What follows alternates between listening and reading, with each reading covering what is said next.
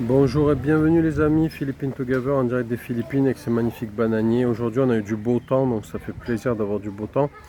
Donc aujourd'hui nous allons aborder le thème de comment éviter les arnaques ici aux Philippines.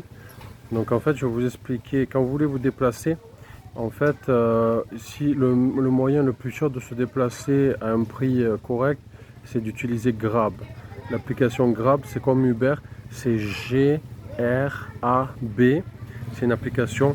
Donc en fait c'est le Uber asiatique du coup, et aux Philippines en fait vous pouvez utiliser Grab, et en fait pour vos déplacements vous utilisez ça, l'application, vous téléchargez l'application et en fait vous vous enregistrez. C'est important de s'enregistrer parce qu'en fait ils vont vous demander, quand vous vous inscrivez, ils vont vous demander de vous identifier avec une photo, un selfie.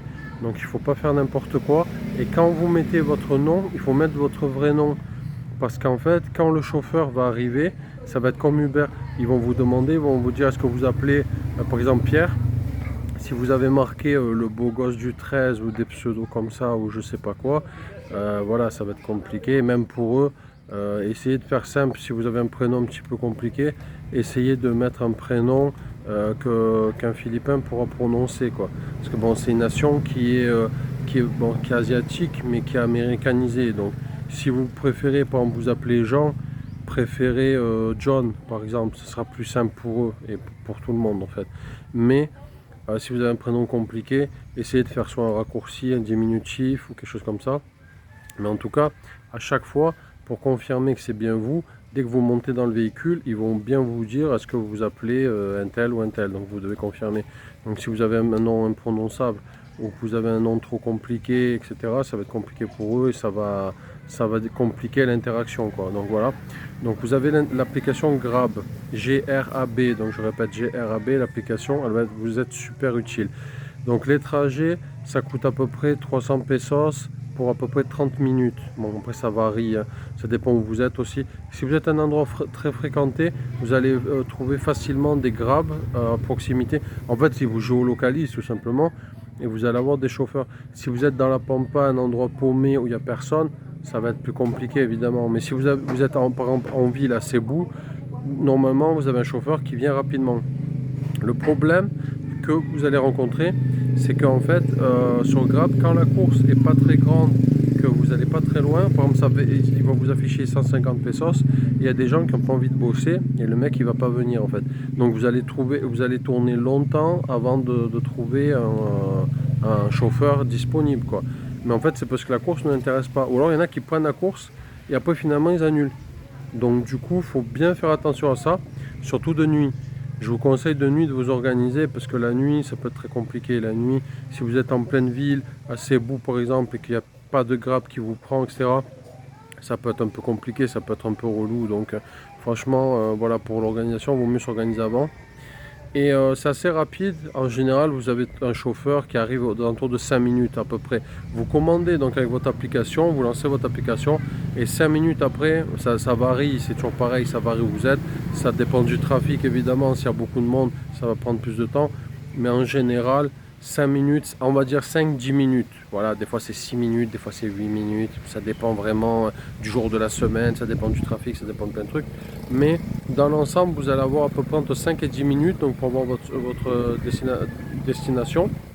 Et après, une fois que vous êtes dans le véhicule, vous pouvez payer en ligne via Grab ou alors vous pouvez payer en liquide.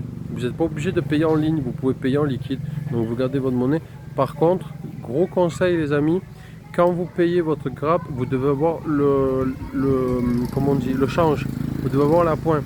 Parce qu'en fait, par exemple, si vous faites une course à 300, vous voulez payer avec un billet de 1000, vous allez être embêté parce que le chauffeur, il n'aura pas la monnaie en fait pour vous rendre. Donc ça va être compliqué. Donc du coup, ce que vous faites en fait, vous faites la monnaie avant. C'est très important. Vous regardez le montant. Si vous voyez que c'est à peu près 350, 400, vous prenez un billet de 500. Par contre, si vous n'avez pas un billet de 1000, excusez-moi, si vous n'avez qu'un billet de 1000 et que la course est 350-400, ce que vous faites, c'est que vous faites la monnaie avant, vous faites la monnaie avant de monter dans le taxi. Il y a des taxis aussi, hein. C'est pas que des VTC, il y a des taxis qui font Grab et il y a aussi des VTC, il y a les deux. Donc vous prenez bien la pointe avant, sinon vous allez vous retrouver dans une situation pas possible parce que en fait le chauffeur n'aura pas la monnaie pour vous rendre. Donc ça va être très compliqué. Après, si vous avez Gcash, vous pouvez lui faire un Gcash le montant de la course et vous pouvez voir avec lui. Mais s'il n'a pas de Gcash ou que vous-même vous n'avez pas de Gcash, ça va être très compliqué. Donc je vous conseille vraiment de faire le change. Donc vous gardez, vous faites d'avoir la pointe, et comme je vous ai dit à peu près, si la course est 350, vous pouvez donner un billet de 500 et puis vous donnez un petit pourboire et puis voilà, ça va passer. Par contre, ne donnez pas un billet de 1000 parce qu'un billet de 1000, il va vous le refuser et vous allez être embêté parce que vous n'allez pas pouvoir payer et ça va faire des complications. Donc voilà, ne soyez pas, comment on dit, soyez organisé. Dès que vous prenez un grab, vous prévoyez avant votre monnaie d'avoir des billets de 500, des billets de 100, comme ça vous êtes tranquille. Parce que sinon vous êtes embêté, vous allez vous retrouver dans une situation pas possible, surtout si le chauffeur ne parle pas anglais. Il y a des chauffeurs qui parlent anglais, mais il y en a qui ne parlent pas très bien. Donc si le mec ne parle pas anglais, vous non plus peut-être même, et en plus vous ne parlez pas la langue locale, Bisaya ou Tagalog, etc., ça va être compliqué. Donc quand vous utilisez Grab, pensez bien à prendre la pointe pour pas être embêté au moment du paiement, quoi. Voilà. Voilà les amis, c'était le petit conseil du jour, donc faut pas se faire arnaquer. Parce que j'ai oublié de préciser, mais en fait des fois il y a des chauffeurs, si vous prenez un chauffeur, vous arrêtez un chauffeur de taxi dans la rue par exemple, il peut vous demander le double du prix normal, hein. Même aux locaux ils font ça, hein. Donc surtout si c'est de nuit, etc., ils se disent bon, les gens ils sont embêtés, ils vont pas, ils vont accepter quoi, mais il y a des arnaques, hein. Donc soyez bien vigilants avec ça les amis. Vous téléchargez l'application Grab et vous allez avoir en direct le montant de la course approximatif. Des fois c'est une fourchette, par exemple ils vont vous dire entre 250 et 300, ou entre 300, 350, 350, 400, etc. C'est des fourchettes, mais vous êtes toujours, au moins s'il y a un problème, vous pouvez montrer au chauffeur, vous lui montrez, lui dire regardez, il y a marqué 350 ou 400, etc. Au moins vous ne faites pas arnaquer, quoi. Voilà.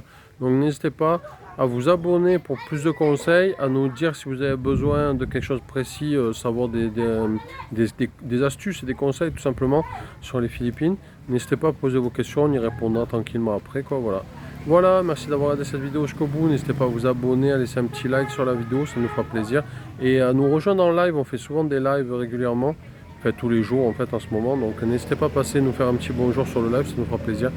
Voilà les amis, à bientôt, passez une bonne journée, allez, ciao ciao, au revoir.